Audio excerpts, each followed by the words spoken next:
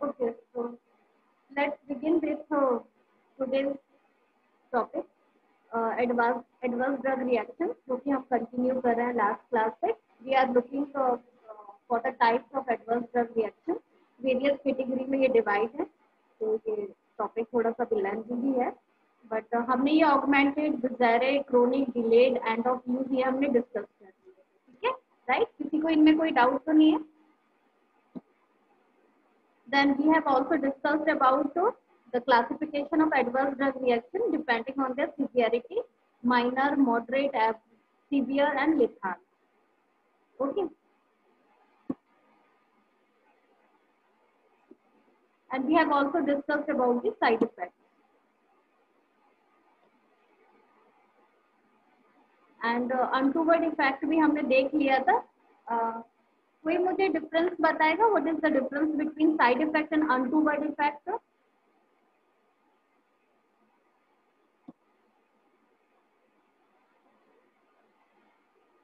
Princy,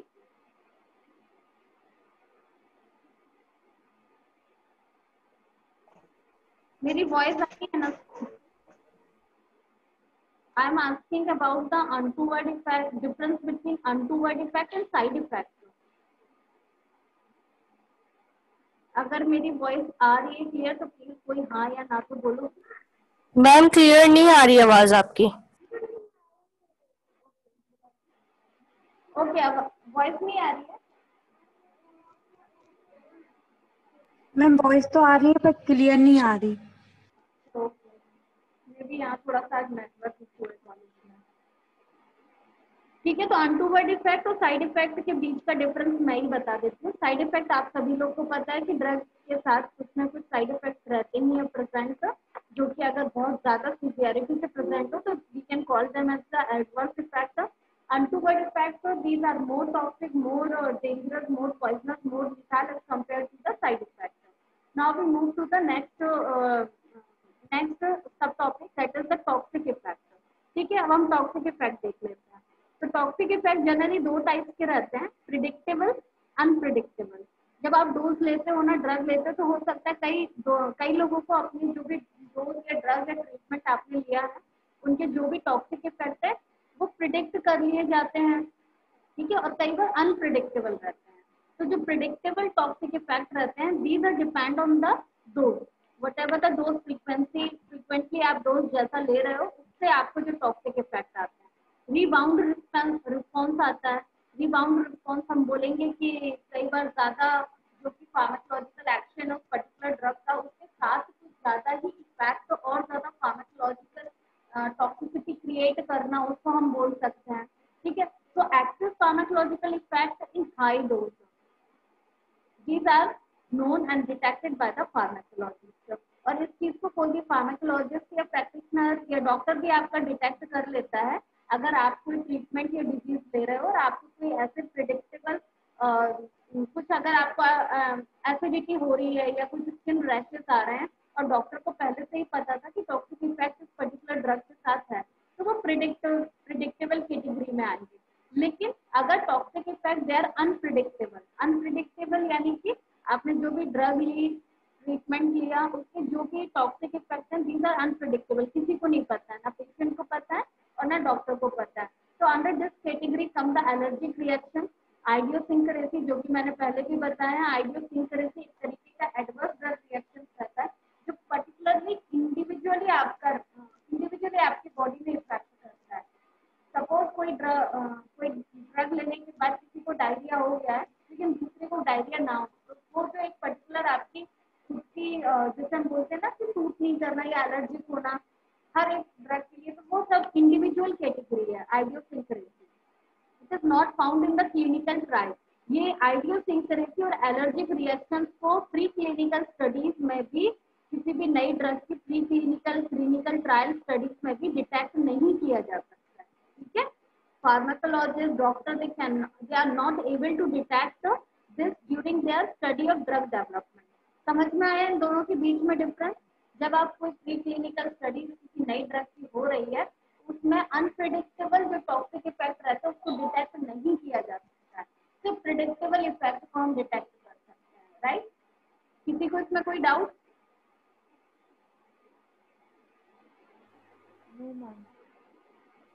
no ma'am. Okay, then we move to the next.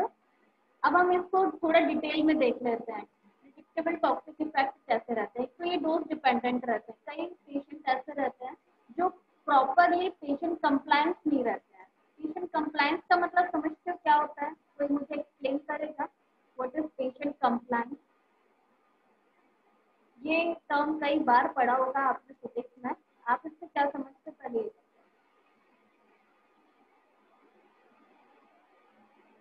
Patient compliance पढ़ा है ये term पहले?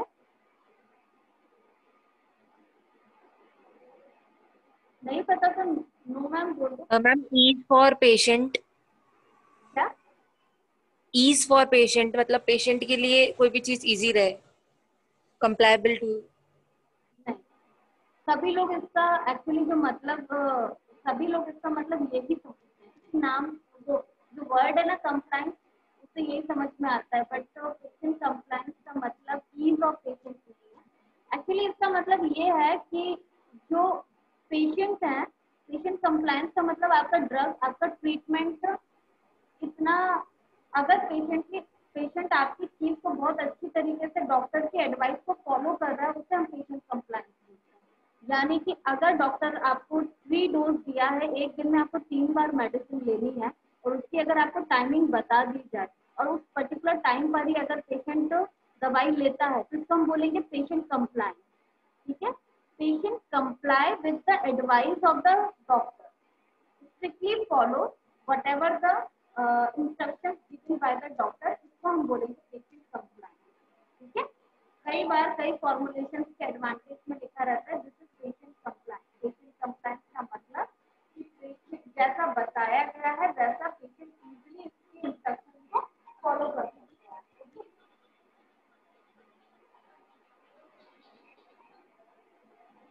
ठीक है, तो डोज डिपेंडेंट क्या होता है? एक्चुअली डोज डिपेंडेंट से भी एडवर्स इफेक्ट इसलिए आते हैं क्योंकि कई पेशेंट कई जो फॉर्मुलेशन या कई ट्रीटमेंट ऐसे रहते हैं जिससे पेशेंट कंप्लाई नहीं करता है। पेशेंट, अगर आपको बोला जाता है कि आपको ये मेडिसिन ब्रेकफास्ट के पहले, लंच के बाद और डिनर के बाद लेनी है, तो लोग उस मेडिसिन को अगर ऐसे ले रहे हैं तो पहले 10 के पहले ले लिया, फिर 12 के बाद ले ली, और फिर उसके बाद आपने 9 के बाद ले ली। तो आप एक बात बताओ, जो हमारी ड्रग है उसका जो फर्स्ट बर्स्ट रिलीज होता है, और ड्रग को जब अपना डिसइंटीग्रेट होने के बाद अपना जो एक्शन देना होता है, वो आपकी चीज कहाँ फॉलो होगी? ना तो जो एक पर्टिकुलर ड्रग की जो हाफ लाइफ रहती है, ना उस चीज को पेशेंट फॉलो करता है। इन सब चीजों में क्या हो जाता है, जब आप अपनी 2 घंटे के डिस्टेंस से अगर आप दवाई ले रहे हो, तो आपकी बॉडी के अंदर क्या होता है, बहुत ज्यादा ड्रग का एक्यूमुलेशन हो जाता है, और उस पर्टिकुलर ड्रग का एक्यूमुलेशन होने के कारण क्या चीज होने लगती है, टॉक्सिक इफेक्ट। तो एक तरीके से हम देखा जाए तो प्रेडिक्टेबल जो टॉक्सिक इफेक्ट है उसके रिस्पॉन्सिबल पेशेंट खुद भी हैं। जो भी आपको डोज दी जाती है, आप उसे टाइमली नहीं लेते हो। आप किसी ड्रग को अगर 4 घंटे नहीं दोगे कि उसका लास्ट ड्रग रिलीज हो जाए, जब पहली वाली डोज रिलीज ही नहीं हुई है अभी बॉडी में और आपने दूसरी और खाई, तो आप एक बात बताओ कि आपके बॉडी के अंदर ड्रग का कंटेंट ज्यादा बढ़ेगा कि नहीं बढ़ेगा? और जब ड्रग कंटेंट ज्यादा बढ़ेगा तो ऑब्वियसली टॉक्सिक इफेक्ट भी ज्यादा होंगे। ठीक है, तो ये बहुत जरूरी है कि डॉक्टर भी पूरी तरीके से अच्छे से पेशेंट को बताए कि किस किस टाइम पे दवाई लेना है, और पेशेंट को खुद भी कंप्लाई रहना चाहिए। ठीक है, उनको प्रॉपरली अपने डोज को एक सीक्वेंस में लेना चाहिए। ऐसा नहीं है कि आप ब्रेकफास्ट की भूल गए थे तो आपने लंच के 1 घंटे पहले ब्रेकफास्ट वाली टैबलेट ले ली और 1 घंटे बाद तुरंत लंच करके वो टैबलेट ले ली। ठीक है, ये कई लोगों की ऐसी थिंकिंग रहती है और ये गलत है। Then direct damaging effect to the tissues. Paracetamol है, अगर उसका ओवरडोज हो जाए तो that leads to the hepatotoxicity. ठीक है, ऐसे अमीनोग्लाइकोसाइड एंटीबैक्टीरियल्स होते हैं, gentamicin, they causes the nephrotoxicity. ठीक है, ये पैरासीटामोल हमारे लिवर पे इफेक्ट करता है और अमीनोग्लाइकोसाइड ये हमारे किडनी पर इफेक्ट करता है। और इसका मतलब ये हरगिज नहीं है कि आप ऐसे ड्रग लोगे तो आपको लिवर या किडनी पे टॉक्सिक इफेक्ट आएंगे। ये तब होता है जब आप प्रॉपरली डोज को ना लो। ठीक है, आप डोज पर प्रॉपरली डिपेंडेंट ना हो, आप डोज ज्यादा ले रहे हो, आप डोज को बहुत इंटरवल्स में नहीं ले पा रहे हो, ठीक, तब ये ऐसे टॉक्सिक इफेक्ट आते हैं। Rebound response due to our up regulation means abrupt withdrawal after chronic use. आपको ये जो टॉक्सिक इफेक्ट होते हैं इनका मतलब ये है कि आपने ड्रग ले लिया, अब आपकी क्रोनिक यूज यानी कि आपने बहुत टाइम तक बहुत स्टेबल काफी लाइफ पीरियड तक आपने उस ड्रग को लिया, अब आपने जैसे उसको विड्रॉ अपनी बॉडी में आप लेना बंद कर दिया, उसके बाद उसके जो भी टॉक्सिक इफेक्ट है वो प्रोड्यूस होना। For example you can see the propranolol stoppage they lead to the precipitation of MI.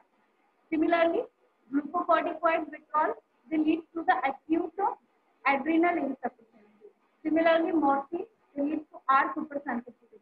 तो ये कुछ तरीके के स्टीरॉइड्स हैं और कुछ तरीके के स्टीरॉइड्स हैं जिसका अगर आप कुछ टाइम के बाद आप इनको विड्रॉ कर देते हैं तो ये हमारे एंजाइम और हमारी जो मेटाबॉलिज्म रहती है उसको इफेक्ट करने लगते हैं, एलर्जिक रिएक्शन देने लगते हैं। ठीक है, तो रिबाउंड रिस्पॉन्स को विड्रॉल रिस्पॉन्स की तरह लेंगे, राइट। ये कुछ एग्जांपल्स है pharmacologically predictable adverse drug reaction. ठीक है, लाइक फेनिटोइन ड्रग है, फेनिटोइन टॉक्सिसिटी में अटैक्सिया निस्टैग्मस ये कॉज करती हैं and the mechanism is the increase in bioavailability as a result of change in formulation. अगर आपने उसकी फॉर्मुलेशन का टाइप चेंज कर दिया, ठीक है, तो फार्माकोकाइनेटिक इन्वॉल्व डिस्ट्रीब्यूशन है, they involve distribution metabolism excretion like digoxin है, डिजॉक्सिन टॉक्सिसिटी जनरली डिजॉक्सिन हमारी हार्ट डिजीज में यूज होती है और इसकी टॉक्सिसिटी अरिथमिया नोजिया है। ठीक है, डिक्रीज एलिमिनेशन अगर ये बॉडी के अंदर आपके प्रॉपरली एलिमिनेट नहीं हो रही।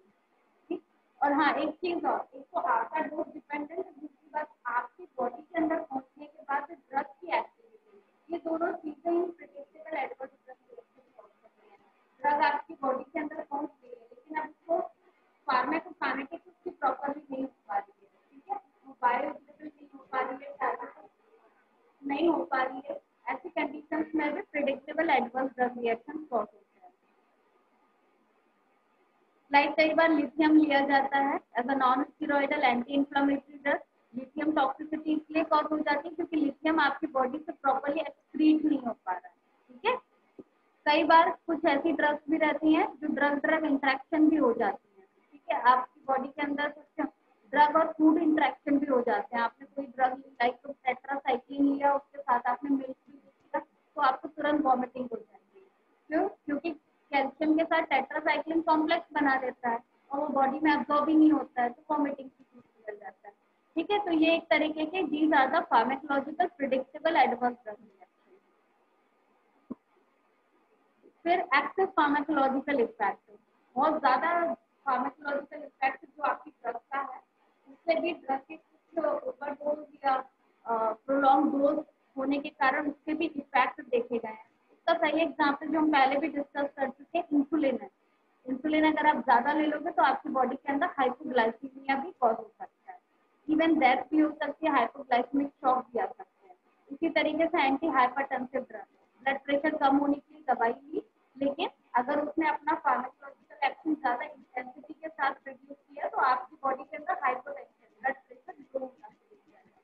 सिमिलरली विद एंटीकोआगुलेंट, आप ड्रग को ले रहे हो कि आपकी बॉडी के अंदर ब्लड की क्लॉट ना बने, लेकिन अगर एंटीकोआगुलेंट ड्रग ने अपना बहुत ज्यादा एक्शन कर लिया तो आपकी बॉडी के अंदर जो हमारी ब्लड प्रेशर के अंदर सीवियर ब्लीडिंग।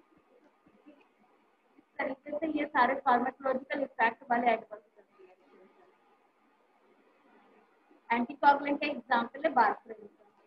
ठीक, देखो ब्लड के इतनी ज्यादा ब्लीडिंग, आप can you see in this picture, anticoagulant है वारफरिन लेकिन जब इसको लिया गया बॉडी के अंदर तक इतना ज्यादा फार्माकोलॉजिकल एक्शन प्रोड्यूस हुआ कि आप ये पिक्चर में देख सकते हो जो ब्लड वेसल्स है, जो ब्लड वेसल्स है ना, इनके बूंद में लिया है, सर्जरी में लिया, इनके ब्लड वेसल से भी ब्लड ऊज होने लगा है, ब्लीडिंग होने लगी है। ठीक है, तो इस तरीके की कंडीशन आती है। सबको समझ में आ रहा है ना? मैम आपकी वॉइस क्लियर नहीं आ रही है। यस मैम, वॉइस क्लियर नहीं है आपकी। अब आ रही है प्रिंसी, अब आ रही है? हाँ मैम क्लियर है लेकिन स्लो आ रही है, बहुत ज्यादा लो। एक्चुअली मैंने कॉर्ड हटा लिया, अब मैं अगर माइक्रोफोन नहीं लगाऊंगी तो मेरी वॉइस स्लो आएगी शायद। क्या करें? कॉर्ड्स पे ट्राई करके देखती हूँ। अभी अभी ठीक है? अभी ठीक है? हाँ मैम, थोड़ी बेटर है। क्या माइक्रोफोन लगाऊं कि फिर सीधा उससे पढ़ाऊं, जो भी ज्यादा कंफर्टेबल हो, लेकिन उसमें स्लो आ रही थी शायद, है ना? या मैम ऐसे बहुत स्लो आ रही है, आप एक बार ट्राई कर लीजिए वो माइक्रोफोन के साथ। ठीक है, अभी मैं माइक्रोफोन ही लगाई हूँ, अब देख लो, है ना? ज्यादा ब्रेक हो तो प्लीज बता देना, ठीक है? अभी आप लोग ये पिक्चर में देख पा रहे हो, इस तरीके के का बार्थरिंग के साथ, इस तरीके का बार्थरिंग के साथ इफेक्ट प्रोड्यूस होता है। Okay, now we move to the unpredictable toxic effect. Now we move to the unpredictable toxic effect, जो कि डोज इंडिपेंडेंट होते हैं, ठीक है? इनमें डोज का लेना देना नहीं रहता है, ये पर्टिकुलर इंडिविजुअल की बॉडी सिस्टम, उनकी डायनामिक्स उस पर डिपेंड करते हैं। लेस देन थेरापेटिक डोज में lead to the toxic effect. इसमें डोज का दीज आर डोज इंडिपेंडेंट, इनमें थेरापेटिक डोज के कारण टॉक्सिक इफेक्ट नहीं आता है, इससे इसका कुछ भी लेना देना नहीं है। समझ गए हो ना? आइडियोसिंक्रेसी तुम लोग अच्छे से समझ गए हो ना? हर एक इंडिविजुअल में अपनी बॉडी के अंदर अगर कुछ ड्रग लेने पे कुछ इफेक्ट कॉज होते हैं, ठीक है? उसको हम आइडियोसिंक्रेसी बोलते हैं, और अनप्रिडिक्टेबल टॉक्सिक इफेक्ट भी उसी कैटेगरी में आएंगे, राइट? Yes ma'am. तो इसका पहला ही एग्जांपल देखते हैं, idiosyncrasy. These are the unusual response to the drug due to genetic abnormality. Genetic the body क्या?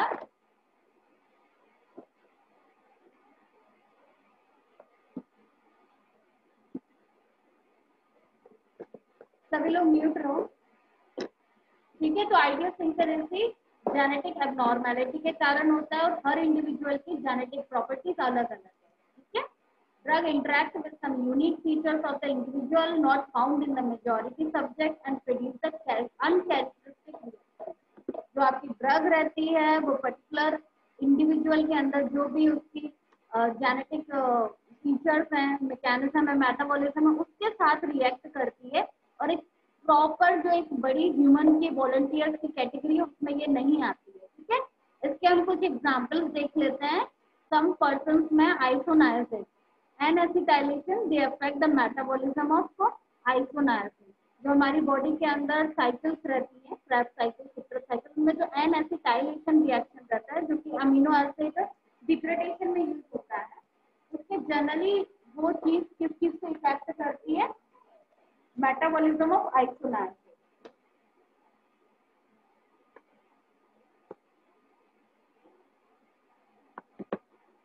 जो स्लो, अगर आपकी बॉडी के अंदर सेल मेटाबॉलिज्म में अगर एन एसिटाइलेशन स्लो हो रहा है, तो आइसोनायसिस क्या होगा? Cause peripheral neuritis. Cause peripheral neuritis.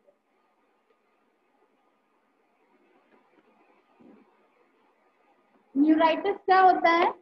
Can anyone tell me what is neuritis?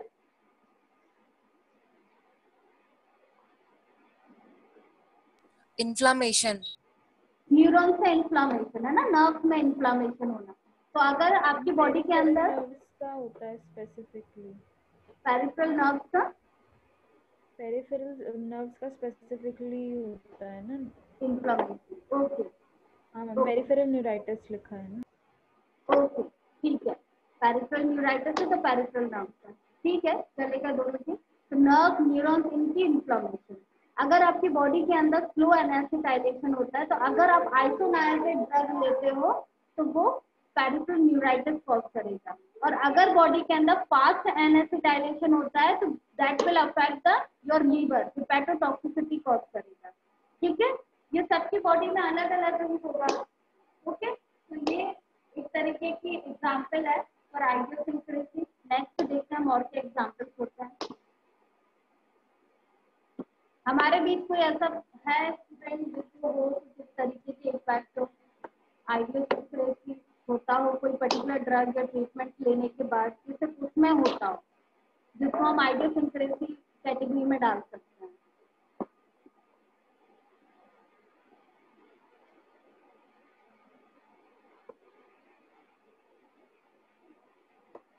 चलो अदर एग्जाम्पल से देखते हैं। Like succinylcholine, they can produce apnea in people with abnormal serum cholinesterase, जिनकी बॉडी के अंदर cholinesterase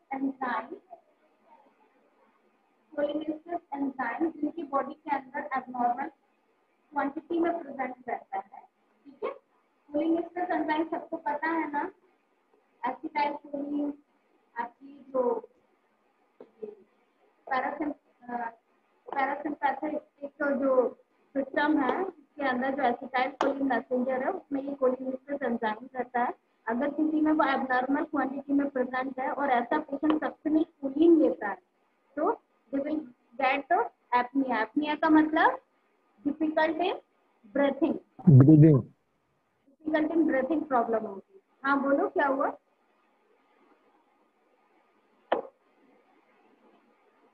And that is due to because cholinesterase abnormal quantity में it is incapable of degrade the succinyl choline। succinyl choline को degrade करने में सक्षम नहीं है। That's why it builds up and depolarize the blockage result और in that condition difficult in breathing occurs। Okay, दूसरा example आप लोग देखो, primaquine sulfonamide, they induce the acute hemolytic anemia in patient with glucose 6 phosphate dehydrogenase deficiency. जिनकी body के अंदर glucose 6 phosphate dehydrogenase deficiency होती है उनमें सल्फोनामाइड, प्रीमाक्विन से these drugs cause haemolytic anaemia. Okay, क्यों? क्योंकि प्रॉपर्ली जो हीमोग्लोबिन रहता है वो डिग्रेड होने लगता है इन ड्रग्स की प्रेजेंस में। They have an inability to regenerate the NADPH in RBC। Okay, and that's why its deficiency is most prevalent in black and Semitic, and it is rare in Asian। okay? ज्यादातर जो बहुत ज्यादा dark black रहते हैं उन specially like waste Africa वगैरह side ये deficiency ज्यादा देखी गई है। ठीक है,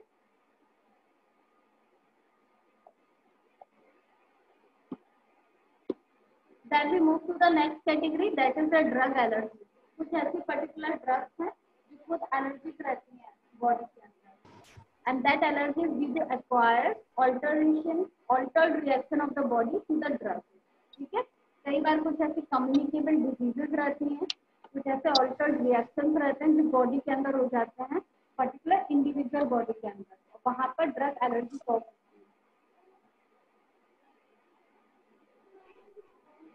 इम्यूनोलॉजिकली मीडिएटेड रिएक्शन रहते हैं। कोई मुझे एग्जांपल बता पाएगा इम्यूनोलॉजिकली मीडिएटेड रिएक्शन कौन कौन से हो सकते हैं?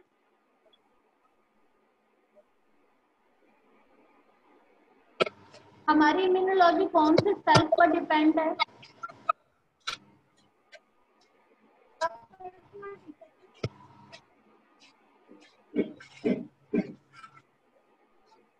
इम्यूनिटी कौन से सेल्स पर डिपेंड है?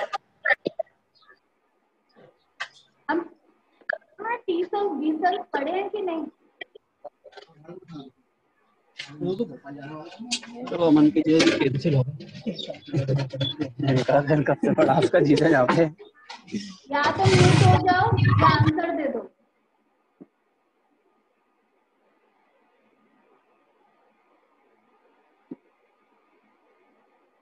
इम्यूनोलॉजिकली मीडिएटेड रिएक्शन जो टी सेल्स बी सेल्स के मीडिएटेड रिएक्शन से अगर वो प्रॉपर्ली इफेक्ट ना करे तो ड्रग एलर्जी कॉज हो सकती है even in very small doses of drug also. ठीक है, कुछ ड्रग हाइपर सेंसिटिविटी रिएक्शंस रहते हैं, they are not genetic but occurred in all type of री-एक्सपोजर।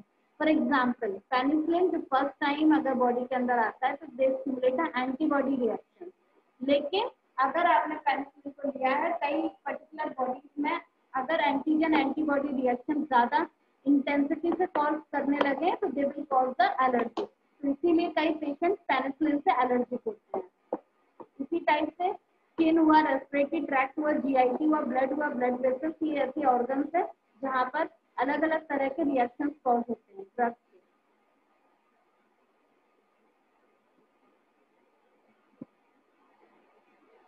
then these are certain type of the reaction. Time before clinical sign, कितने दिन में इनका effect देखने को मिलता है. There certain characteristic and the example. उसका चाहो तो स्क्रीनशॉट ले लो सभी लोग या नोट कर लो. Like anaphylactic shock with penicillin anaphylaxis. ठीक है, इसके अंदर इम्यूनोग्लोबुलिन जो रहते हैं they bind to the mast cell और vesicle and cause the degranulation of mast cell and vesicle.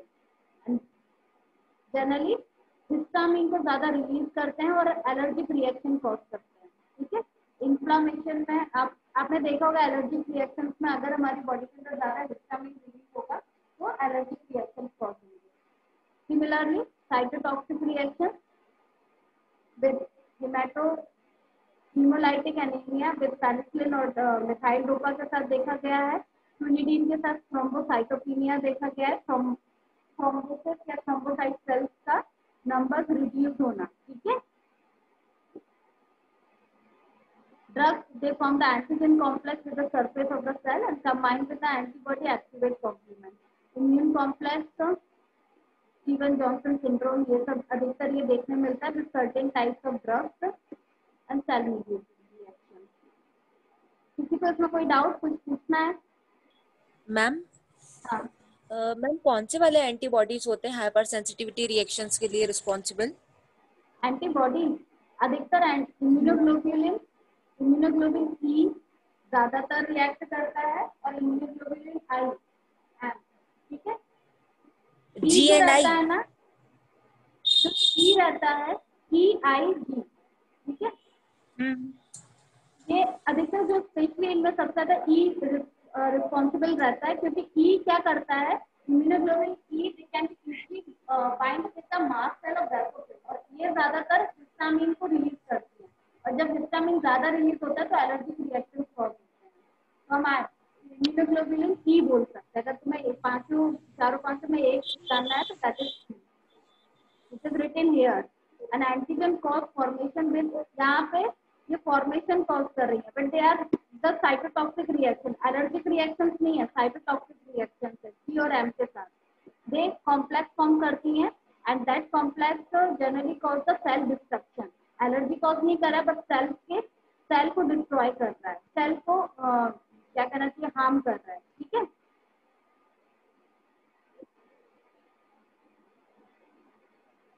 Okay Princy. Yes ma'am, thank you. Allergic reactions के लिए ई को नोट करो. और किसी को कोई डाउट? मैम सॉरी बस एक चीज कि यहाँ पर मैंने ऑप्शंस देखे थे मैम, ये एक्चुअली आया हुआ क्वेश्चंस है तो इसमें G और D ही दिए हुए हैं एग्जाम्पल में, E दिया नहीं है एक्चुअली. तो G और D, G दिया हुआ है, D हाँ हाँ मैम, D तो होता नहीं है. G D A पता नहीं मैम, इसमें ऑप्शन हो सकता है गलत हो ऑप्शंस में, चेक कर. D और A तो नहीं है. ओके हाँ नहीं, क्लास ले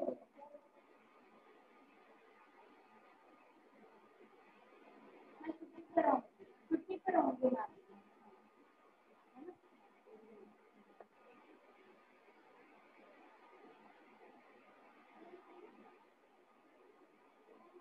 देखो ए तो होता है प्रिंसिप, डी तो नहीं होता है. AEIM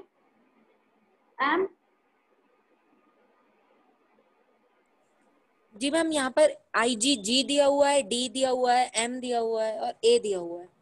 तो इसमें चारों में से कौन सा करेक्ट होगा? आई दिया मैम है. इसमें IgG नहीं होगा क्योंकि D जो है वो बहुत स्मॉल अमाउंट में प्रेजेंट होता है अपने ब्लड सीरम में, उसका बहुत उसको तो नेग्लिजिबल नेग्लिजिबली एक्शन है. मानते, उसको तो उतना कैटेगरी में गिनते नहीं है.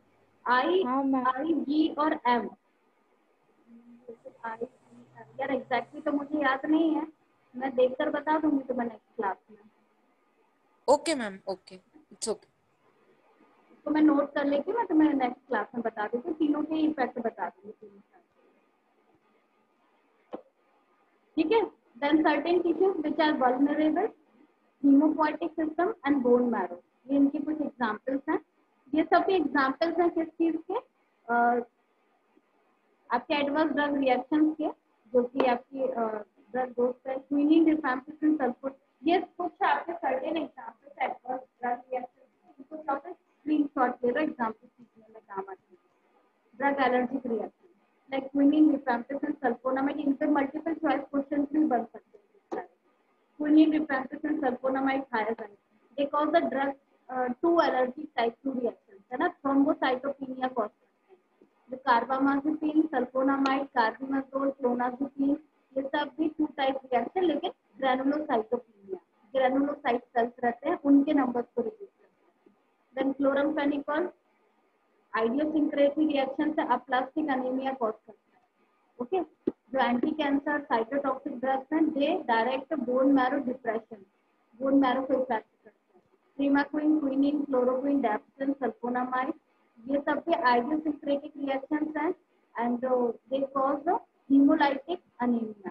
इसलिए देखा होगा ना कई बार जिन लोग को मलेरिया होता है और एंटी मलेरिया डोज में जो पेशेंट रहता है वो इसलिए ज्यादा वीक हो जाता है due to loss in RBC, loss in haemoglobin. ठीक है, और जो मिथाइल डोपा इसलिए प्रेगनेंसी में नहीं लेना चाहिए बिकॉज मिथाइल डोपा भी प्रेगनेंसी में अनीमिया कॉज करता है। मैं एक कैटेगरी और बताऊंगी कि कौन कौन सी ड्रग्स ऐसी पर्टिकुलर प्रेगनेंसी कंडीशंस में नहीं लेनी चाहिए, उसका भी एक और मैं बताऊंगी। और बहुत सारे ड्रग रिएक्शंस भी हैं जो भी एडवर्स ड्रग रिएक्शन के अंदर हमें पढ़ना चाहिए। लास्ट 2 मिनट्स रह गए हैं। आस्था एंड चालू, आप Yes, लोग ma'am. अटेंडेंस कंपाइल कर रहे हो ना? Yes, ma'am. Right now we are having 24 participants, 24 participants है ना? किसी को कोई डाउट? अगर मीटिंग एकदम सडन एंड हो जाए कुछ पूछना हो तो अभी भी पूछ सकते हो। देन ये भी इम्पोर्टेंट है, इसको भी देख लो। और हाँ, एडवर्स ड्रग रिएक्शन के क्वेश्चन जनरली ऐसा आएगा कि what is adverse drug reaction, discuss the various classification of adverse drug reaction आता है। क्योंकि अभी मैंने पूरा क्लासिफिकेशन पढ़ा है, ये पूरा आप एक्सप्लेन करो, साथ में ये जो एग्जाम्पल्स हैं है ना, इनको आप ब्रीफ आउट करो। क्यों? क्योंकि लिखने को मैटर बहुत कम रहेगा। अब आप सिर्फ जिस टाइप का एडवर्स ड्रग रिएक्शन है आपने सिर्फ उसको एक्सप्लेन कर दिया, वो आपका 1 पेज में एक्सप्लेन कर सकते हो ज्यादा से ज्यादा, लेकिन आपको उसको और ज्यादा किस चीज में उसके एग्जाम्पल्स के साथ उसको डिनोट करोगे ना तो your answer will look more good, है ना। तो इसलिए जितने हो सके उसके साथ उसके एग्जाम्पल्स आप लोग उसके जितना हो सके उसके एग्जाम्पल्स हो ना उनको आप यहाँ पे इलैबोरेट करो साथ में। लाइक आप देखो ये ड्रग एलर्जिक रिएक्शन भी चल रहा है and these are the liver damage, hepatic injury, इनमें क्लोरोफॉर्म हैलोसेंस, इसका भी स्क्रीनशॉट लेना है या नोट करना कर लो। When given in repeated dose, ये these cause the jaundice, ठीक है, हेपेटोटॉक्सिसिटी और फिर जॉन्डिस कॉज करते हैं। कौन कौन सी ड्रग? Chloroform, halothane, insulin. इन सारे क्वेश्चन से बहुत ज्यादा मल्टीपल चॉइस क्वेश्चन आए भी हैं और बन भी सकते हैं, है ना, तो इनको नोट कर सकते हैं। क्लोरप्रोमाजिन, क्लोरोफ्लॉक्सासिन, ये सब भी जॉन्डिस कॉज करते हैं। Isoniazid, rifampicin, methyl dopa, these also cause hepatocellular necrosis and jaundice. Methotrexate, alcohol, they cause the cirrhosis of liver. Paracetamol doses, they cause the hepatocellular necrosis. Similarly, minocycline, जो कि नया न्यू कैटेगरी है tetracycline का, it cause the hepatitis. ठीक है, तो ये सब लीवर और हेपेटिक इंजरी जो कॉज करते हैं उन ड्रग्स के एग्जाम्पल।